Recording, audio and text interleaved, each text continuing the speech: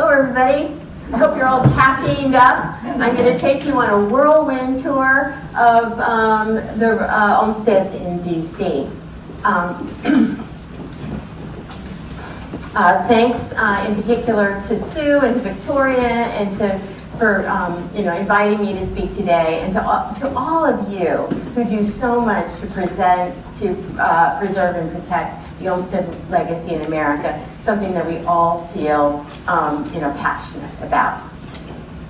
I would be remiss if I didn't acknowledge that many individuals, firms, and organizations have all contributed to scholarly research, books and publications, and specific projects related to the Olmsteds in DC. In particular, I want to acknowledge Charlie Beveridge, the series editor of the Olmsted Papers, and Arlene Levy, who's done so much work on the Olmsted Brothers firm, and Frank Kowski, who's here, who is really an inspiration related to Olmsted and Box.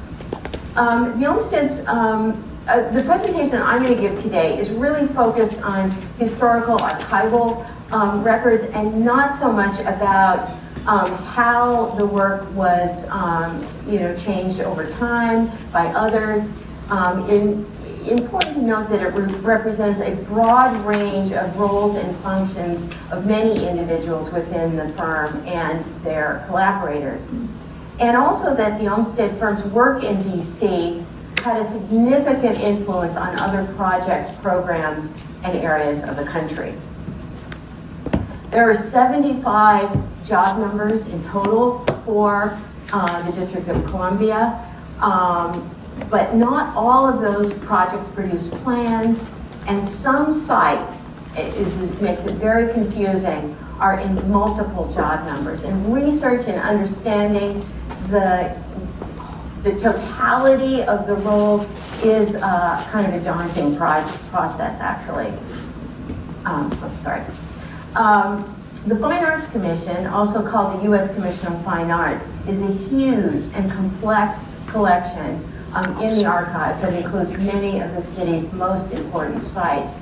And Frederick Olmsted Jr. had leadership roles in many regional and national organizations that shaped DC. And so he is really an important force in the district as we know it today.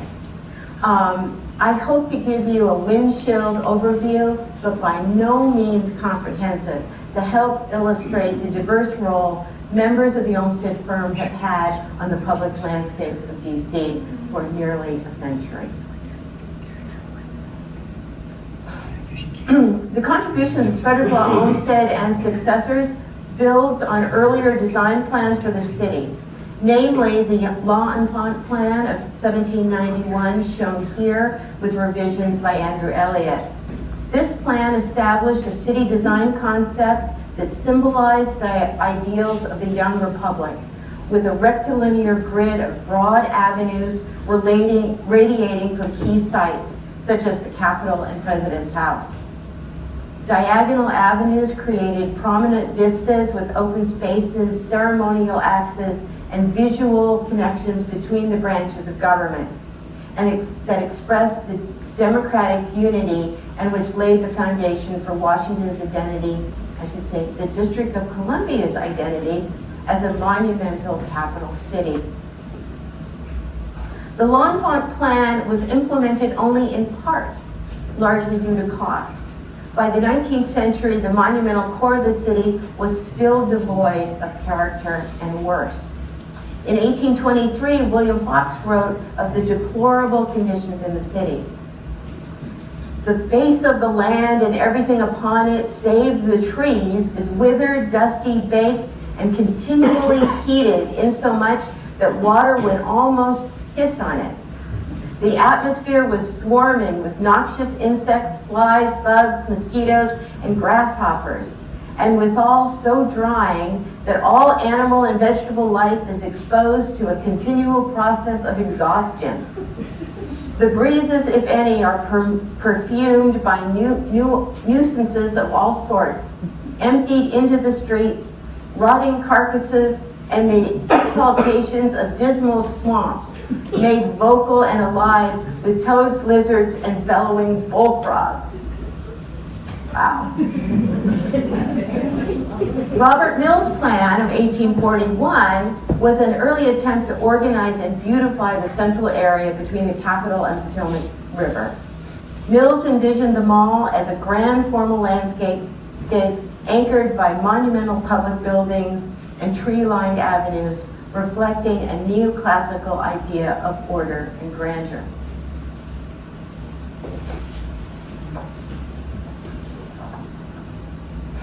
In 1851, President Millard Fillmore commissioned Andrew Jackson Downing to prepare a new plan for the central area, reimagining the National Mall and surrounding public grounds as a series of picturesque, naturalistic landscapes rather than the formal avenues. Downing proposed 4 distinct public parks: the Capitol grounds, the President's grounds, the Smithsonian grounds, and the Washington Monument grounds, each designed in the English landscape garden style. Like his predecessors, the Downing plan was not fully implemented. Congress found it too costly and only funded the area around the Smithsonian. Downing's untimely death in 1852 halted further implementation, leaving the comprehensive plan uncompleted. But it did introduce the idea of the mall as a public pleasure ground. Following his work at Central Park, Frederick Olmsted Sr. served as General Secretary of the U.S. Sanitary Commission during the Civil War and would have seen the conditions of the National Mall at that time. Still a rough, low-lying, and largely unimproved area characterized by muddy grounds, drainage ditches, grazing animals, and temporary structures. During the war, portions of the mall were used for military camps and supply depots, reflecting the practical and utilitarian use of open space in the Capitol. He also had the benefit of observing changes to the Capitol building at that time. The U.S. Capitol building has undergone several design iterations. The Senate wing was completed in 1800, followed by the House of Representatives in 1811. During the War of 1812, British forces raided Washington, D.C., setting fire to the President's house, the Capitol, and other public buildings. By 1820, these had been rebuilt. A new central rotunda and dome by Charles Bulfinch was completed in 1829, with additional wings for the House and Senate begun in the 1850s, and a new cast iron dome completed in 1866. But the city as a whole still looked unfinished. In 1873, Olmsted received a letter from Senator Justin Morrill asking him to undertake planning the landscape for the newly expanded U.S. Capitol grounds. Olmsted's first concern was circulation, so a series of curvilinear carriage drives and pedestrian paths provided an easy and efficient means to access the building, unifying the overall design. At the east side, he planned 2 oval meadows with shade trees that provided selected views of the building. The east side was to be free of decorative elements, with the exception of 2 trellised seating areas. Beyond circulation, grading was another chief concern, in order to mitigate high banks created by recent road construction. Between the ovals and the Capitol, Olmsted planned a simple gravel courtyard as a gathering space for formal events. On the western section of the grounds, Olmsted focused his attention on the presentation of the building and views. His objective was to modify the landscape to the west side to present a more stately and dignified front to the Capitol, so that it engaged directly with the principal government buildings to the west. The hillside location of the Capitol made this objective more urgent. Earlier changes to the building made it appear top-heavy. Here, Olmsted proposed an architectural terrace that would extend the building, anchoring it into the landscape. The terrace would match the scale of the building, providing a firmer base so that it would gain greatly in the qualities of endurance and repose. It had another benefit, providing additional rooms for Congress. Construction began in 1885, but met with some opposition because of concern over sunlight into the congressional office. So after much debate, Olmsted added windows and apses to the terrace design. The design of the west side was completed with new grading that created a graceful slope and simplified planting of London plane trees along the walks. Shrub plantings were installed along the base of the terraces in the 1890s and early 20th century. Another feature of the west grounds to the north is the summer house, built into the hillside as a resting place for visitors approaching the Capitol during the summer months. The center was open to the sky, and loose stone seats arranged around the center were protected from the sun and rain by a tiled roof.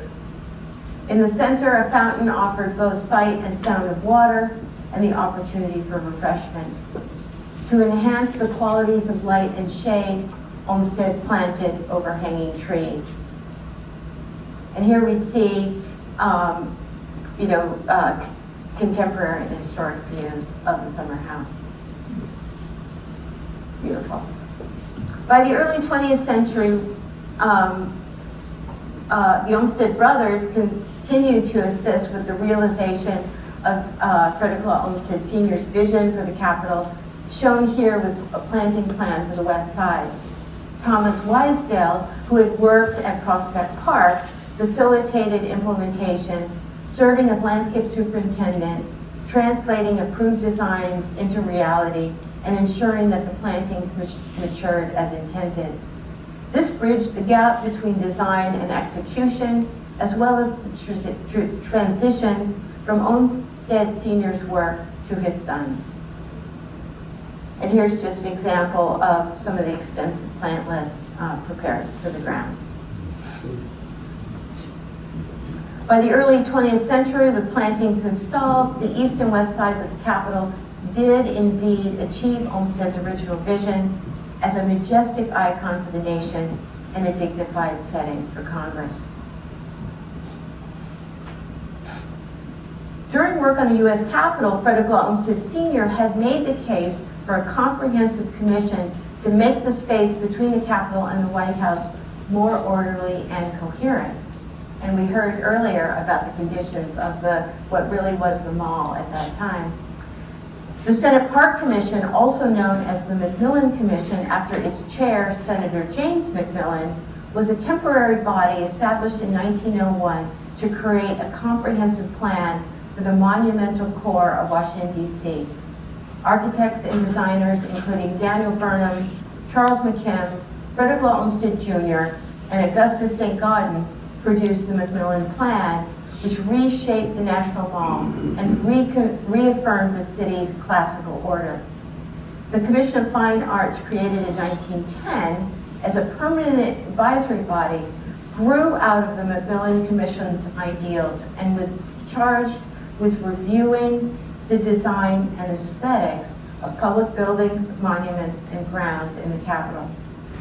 The McMillan Senate Park Commission was a short-term planning body that produced a visionary plan, while the Commission of Fine Arts became its institutional successor, ensuring ongoing design oversight.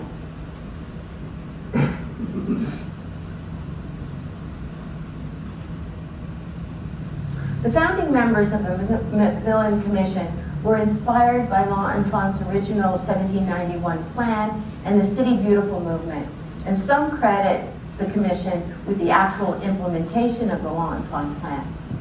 All had worked together on the Columbian Exposition of 1893, though at a relatively young age of 30, Frederick Olmsted Jr., who had assisted his father in Chicago, stepped into his father's role in the Senate Park Commission.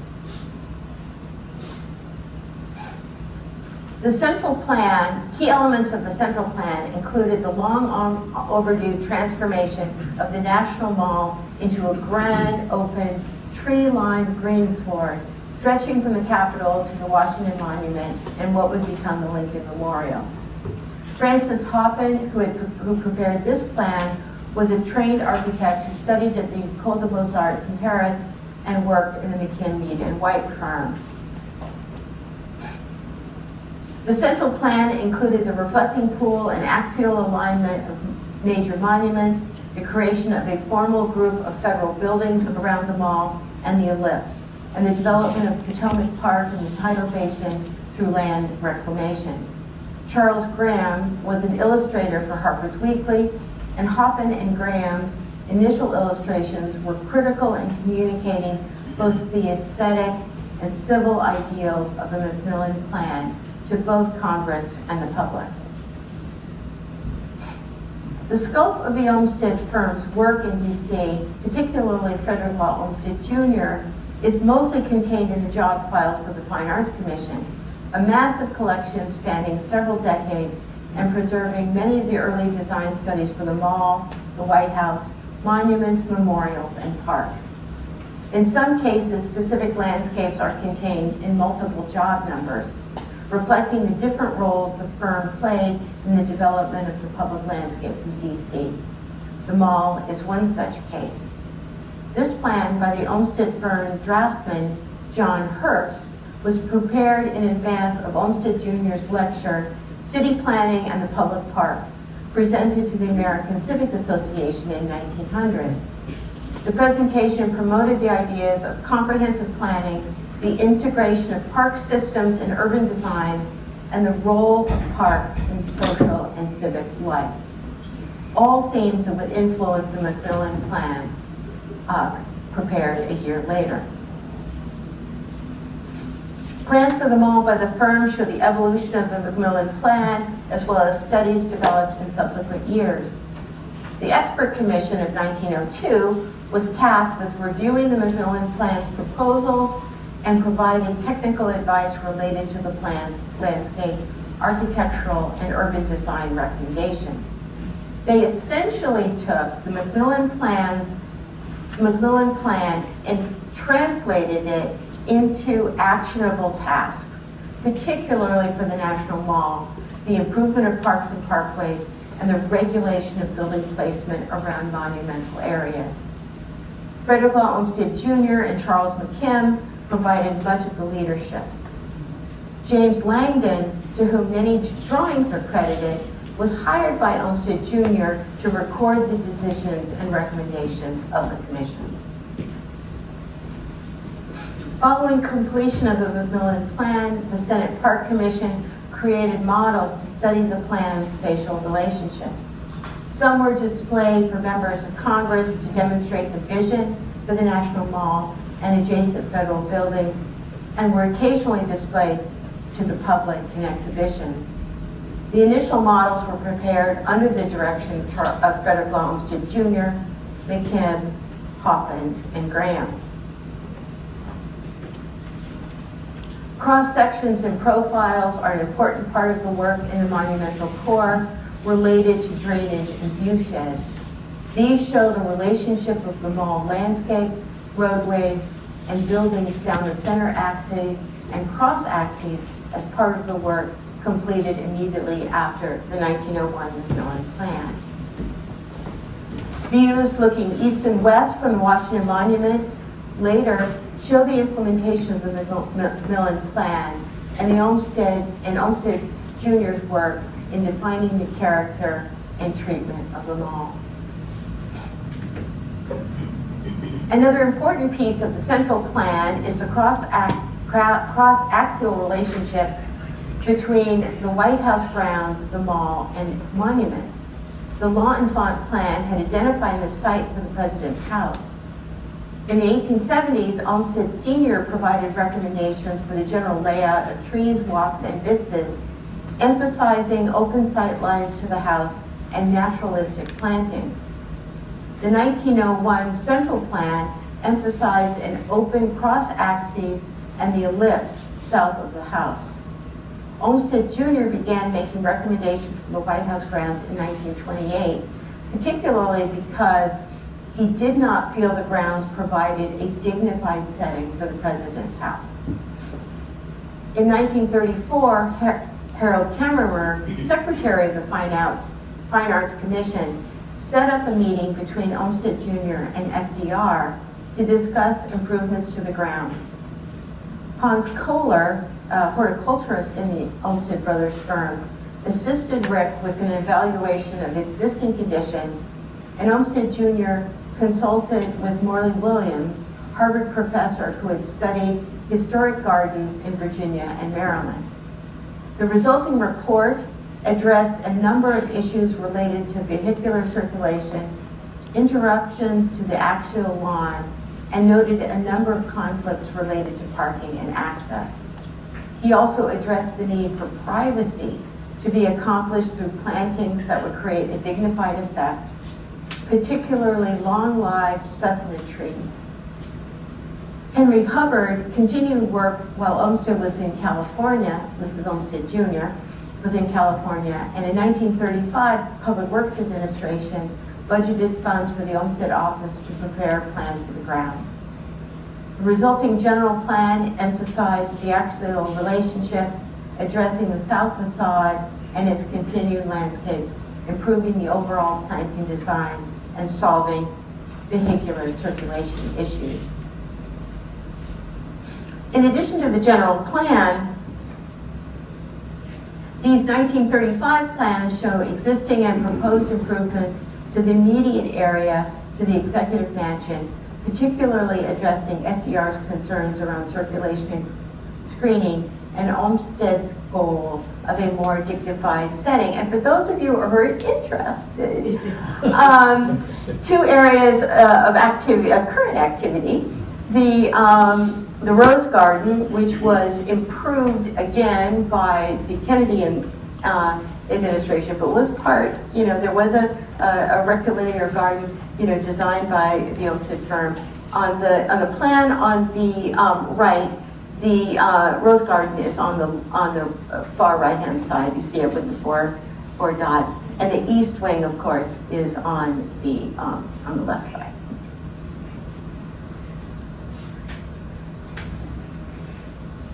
Well, the implementation of the Olmsted Firm's plan proceeded along a complex and frustrating trajectory, due in large part to a number of economic and jurisdictional challenges. The firm remained devoted to the project, continuing to guide improvements for several years. Each administration has made, present company excluded, has made a relatively minor alterations to the grounds, but largely outside of the primary axis, thus preserving the general goals of the Macmillan and Olmsted plan. The National Park Service, who have managed the President's Parks and all of the DC parks since 1933, still refer to the Olmsted Report in their day-to-day management of the grounds. Improvements to Potomac Park were completed during the transition from the Macmillan Plan to the Fine Arts Commission, including Olmsted's role on the Washington Consultative Board, founded in 1910, and that was prior to the Fine Arts Commission.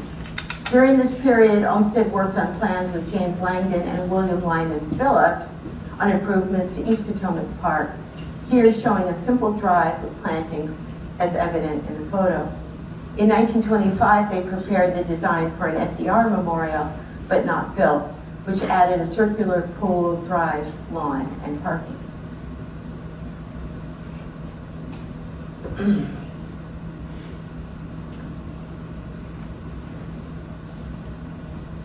I'm just getting my bearings here.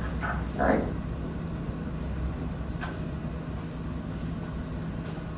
Plans in the Olmsted Archives for the Washington Monument, completed in 1884 and 5, suggest two periods of activity.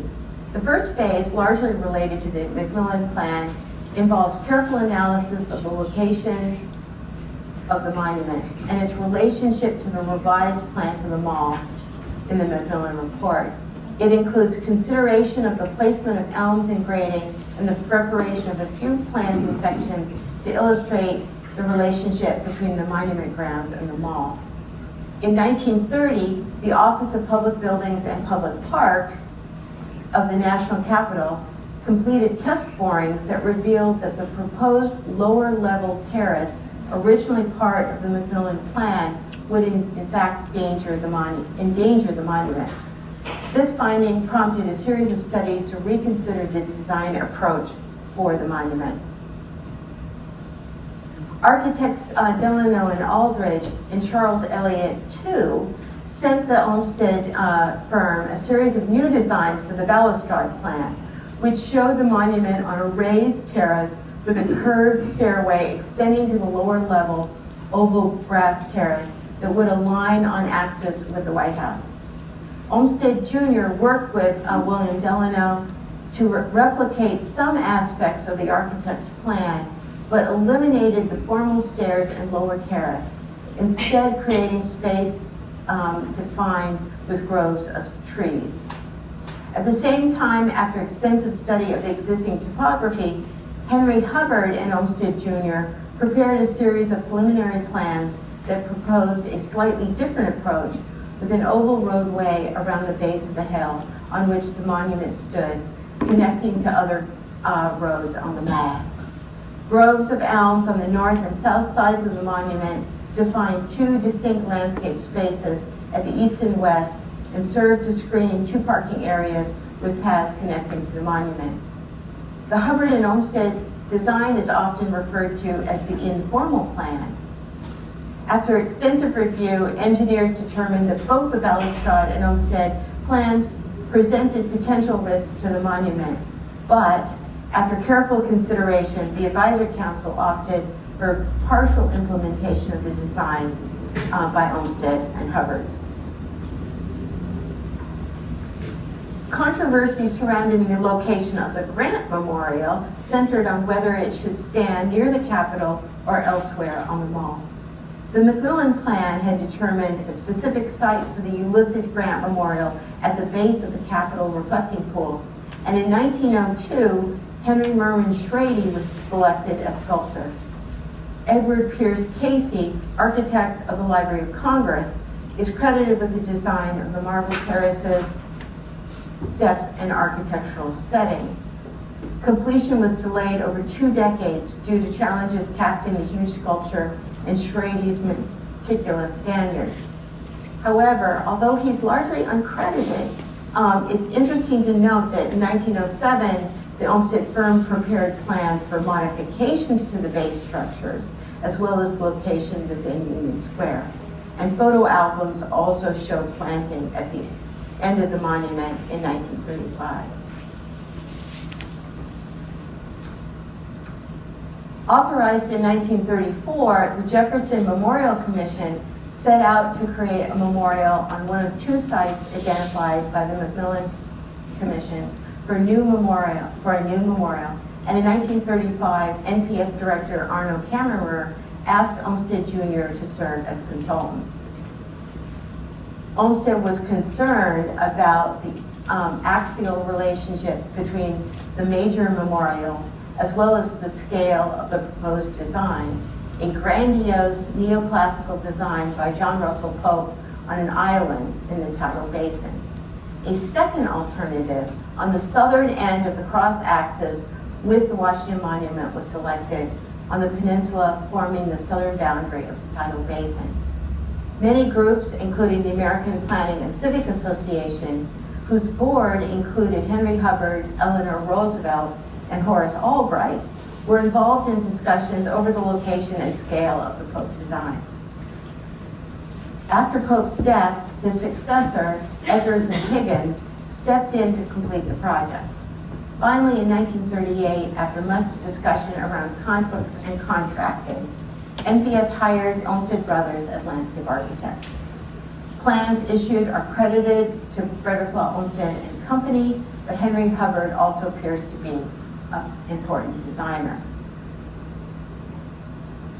Hubbard worked with the architects to address a number of design considerations related to the location of the memorial and vehicular access, particularly to prevent flooding and to ensure the most favorable view of the monument from a variety of locations. He addressed parking and vegetation, and massing that would frame an open area on the south and enclose it on the north. With the completion of the general site plans, the National Park Service issued a new contract in 1939 specifically to Frederick Olmsted Jr. to act as landscape architect for the memorial and to coordinate with the architects on the relationship between the architecture and landscape. Most of Olmsted Jr.'s work was executed in 1941 in challenging conditions plagued by increasing traffic, disagreements over planting design, and less than ideal workmanship.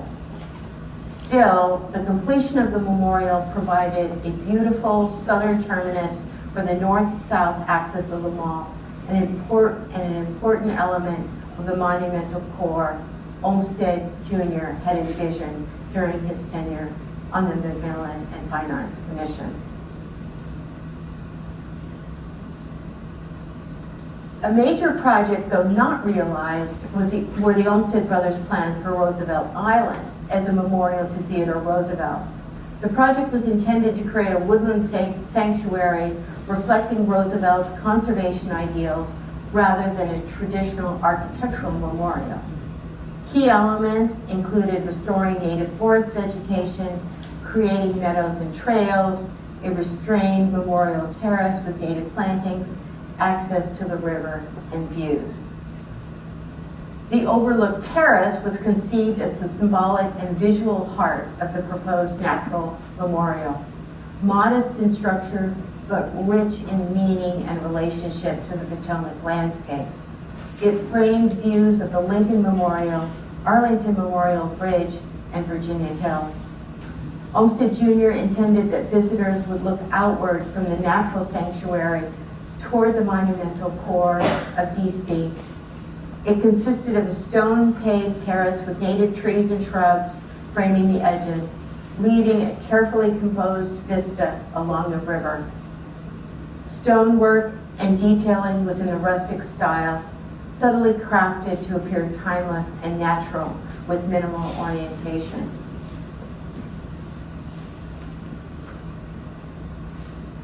As much in the work in DC, the firm studied grade and axial relationship to ensure views and provided a rustic bridge to the adjacent little island.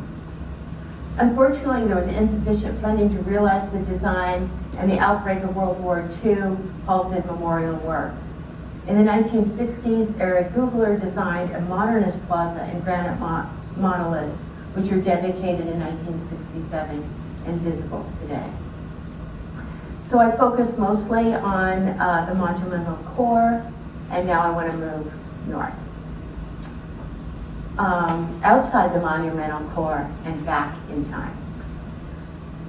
Frederick Olmsted Sr.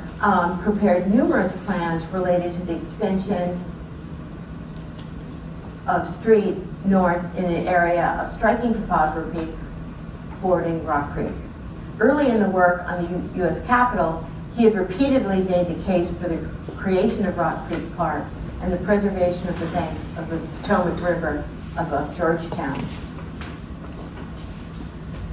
Given the character of the landscape along the extension of Connecticut Avenue, northwest of the mall, Olmsted felt it would be, this is Olmsted Sr., yeah, Olmsted felt it would be disastrous to apply the L'Enfant plan. The avenue ran over uneven terrain and over deep gullies that drained into Rock Creek. While legislation passed in 1888 stipulated following the L'Enfant plan, in 1893, Congress passed the Highway Act, creating a new commission to draw a plan for the district. And the following year, Olmsted Sr., along with John Charles and Charles Elliott, began working directly with the commission.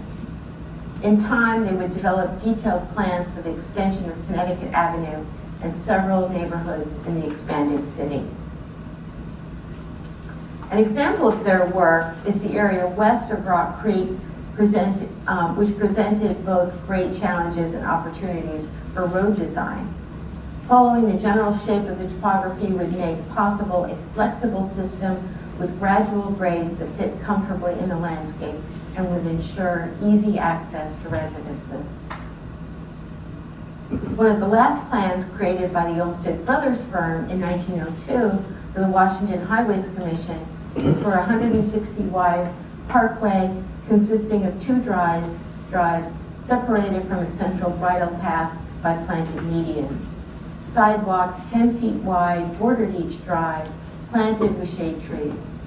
Prepared just before the Macmillan Commission released their plan for the improvement of the DC park system, this is particularly interesting transition between the work of Olmsted Elliott and Frederick Olmsted Jr.'s important role in shaping the public landscape as part of the Macmillan Commission and its successors.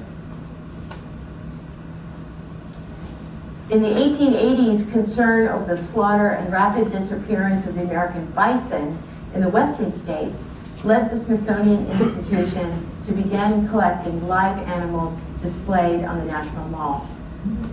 With the collection rapidly outgrowing its small space, in 1889, Congress established the National Zoological Park for the advancement of science and the instruction and recreation of the people. And it was one of the first in the nation founded with an explicit scientific and conservation mission. The chosen 160-acre site was located in Lower Rock Creek Valley, and Olmsted Sr. began work to realize the project.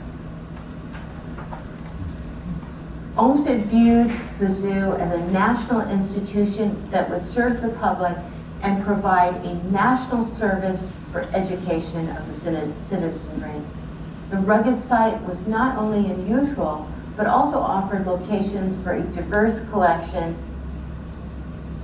of buildings, pastures, and enclosures in which the site provided a variety of aspect, exposure, elevation, dryness, and moisture, which would set it apart from its European counterparts and went far beyond simply protecting the American bison. Concentrated exhibits occupied a 3-acre area around a central garden. The top of the slope near Connecticut Avenue included grazing ground for herbivores, and with another area on the upper hillside for pits and enclosures to house bears and other fierce animals. Can't help myself. Pools for water-loving animals were in the lower area located near Rock Creek. The forest setting presented a distinctive advantage so that the zoo would be developed not as a garden, but rather as one in a sylvan setting. At the same time, the steep slope provided a huge challenge, so that considerable work, particularly during Frederick Olmsted Sr.'s time, was devoted to planning a suitable circulation in which the exhibits could be housed. It opened to the public in 1891. Olmsted Brothers continued the vision with the further development of exhibits well into the 20th century. After Olmsted Sr.'s retirement in 1895, Olmsted Brothers continued work on circulation, site planning for animal houses and service areas, and providing planting plans that emphasize native vegetation and shaded routes for visitors, and advising on erosion control and the management of slopes and stream banks within Rock Creek Valley. William Ralph Emerson designed many of the early enclosures and structures during the park's early development. Their picturesque style was designed to fit naturally into the rugged wooded terrain, part of the larger aesthetic vision to make the zoo feel like a natural refuge rather than a formal exhibition ground. The Olmsted Brothers' consultation with the Smithsonian continued until about 1918, and one aspect of the Olmsted Firm work, beginning with FLO and continuing with the successor firm, was the sensitive integration of the zoo landscape into Rock Creek Park. Frederick Olmsted's role in the larger development of the district as a member of the Macmillan Commission and the Commission of Fine Arts also included an advisory role to the Smithsonian, which continued intermittently into the 1930s.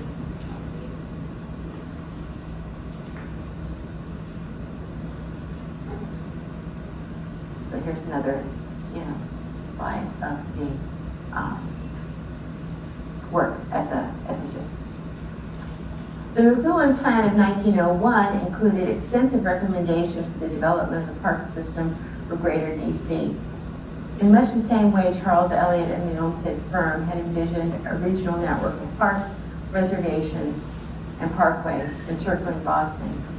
In 1890, Congress established Rock Creek Park. At the same time, work began on the National Zoo. The Macmillan Plan expanded the park system beyond the monumental core to include a comprehensive regional network and framework linking the mall, riverfronts, and suburban parklands such as Rock Creek into a cohesive whole.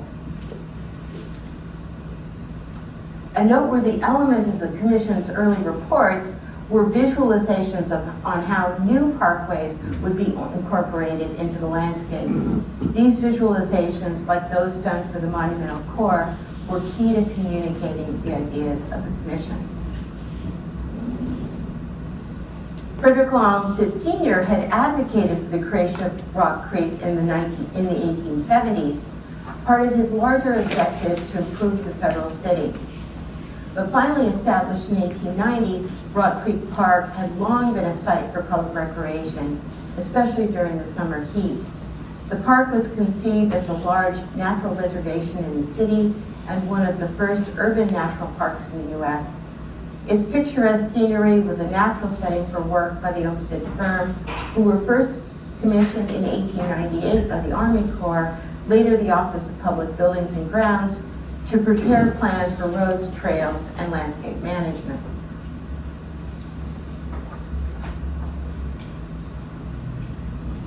Beginning with the Macmillan Commission's work, Frederick Olmsted Jr. envisioned Rock Creek Park as a major component of the broader metropolitan DC park system.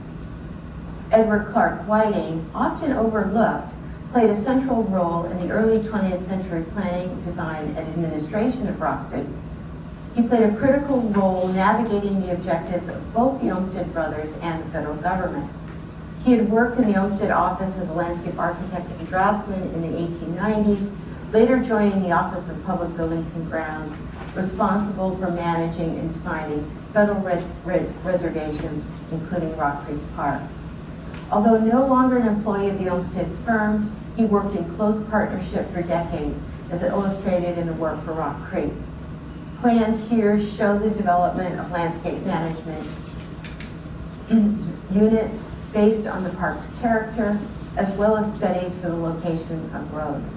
This is essentially a master plan for how the park would be developed and managed. One of the most interesting components of the Whiting and Olmsted Brothers collaboration is a series of studies to show how the landscape scenery could be improved through both the removal and addition of vegetation. These are much like Repton's Red Books, showing before and after overlays to illustrate his design proposals. For Rock Creek, the drawings began with extensive photographs of the site. And here's sort of more examples of those drawings. The scope of work undertaken by Olmsted Brothers in collaboration with Whiting include the design of trails and roadways, park entrances and overlooks, and advising on bridge and parkway alignments, including Rock Creek and Potomac Parkway, and the design of a few specific park amenities. All of these improvements and the management structure they created were consistent with the scenic and philosophical objectives originally articulated by Frederick Olmsted Sr., who argued the valley should be preserved for its natural beauty to provide the relief from the city's glare and congestion, still evident today.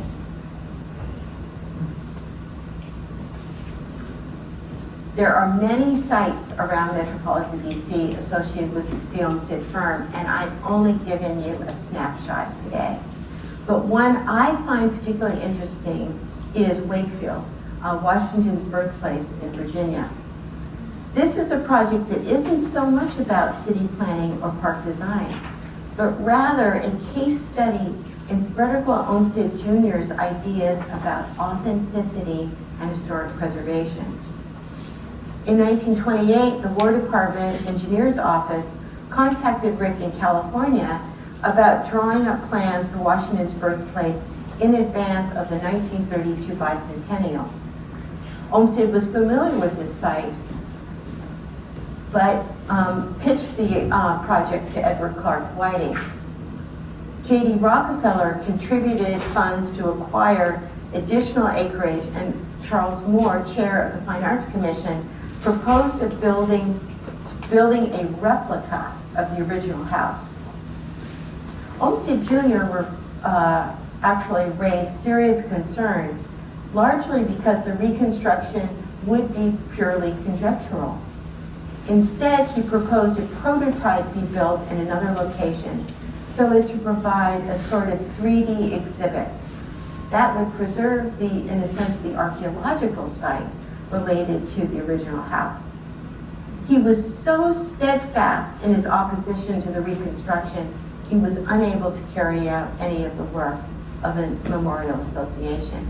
And for me, who's someone who was really, in the weeds on, early historic landscape preservation practice in the U.S., this is kind of a precursor to what we think about in the Secretary's standards and what became the 1966 Historic Preservation Act.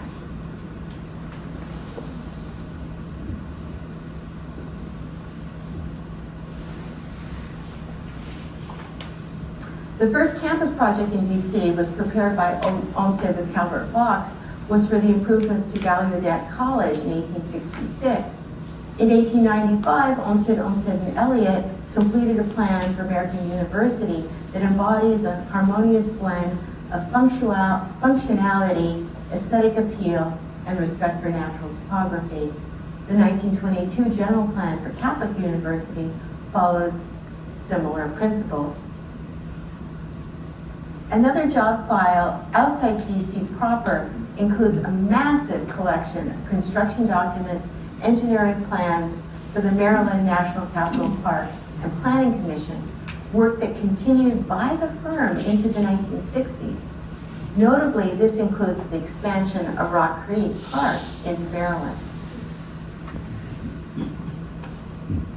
So I hope I provided a window into the incredible contribution of the Olmsted Firm in shaping the public landscapes of DC over a century, and connections to many members of the firm. There's so much more that can be said of other areas of site, so I hope you will continue to explore that legacy. It might be a tangent, but I represent Friends of Fairsted, so I have to talk about the National Park Service. But I wanted to ask the question, what do the Capitol Dome and Half Dome at Yosemite have in common? Well, both are symbols of Frederick Olmsted Sr.'s ideals for a democratic society, and they represent two of his most important contributions. They are both symbols of our American identity. Both are precedents for important work elsewhere related to the preservation of natural scenery and the design of public buildings. But I believe the connection is interesting in other ways. Both set the stage for a continued legacy carried forward by Frederick Olmsted Jr. and the Olmsted brothers into the 20th century in DC through the Fine Arts Commission and specific design projects. Olmsted Jr.'s constant presence in DC carried this legacy at a time when both the city and federal government were rapidly changing. And I believe this was instrumental in his role in drafting the Organic Act in DC, establishing the National Park Service in 1916, who have managed the district parks since 1933. As in DC and Yosemite, he served on the panel of expert advisors there at Yosemite until the 1950s.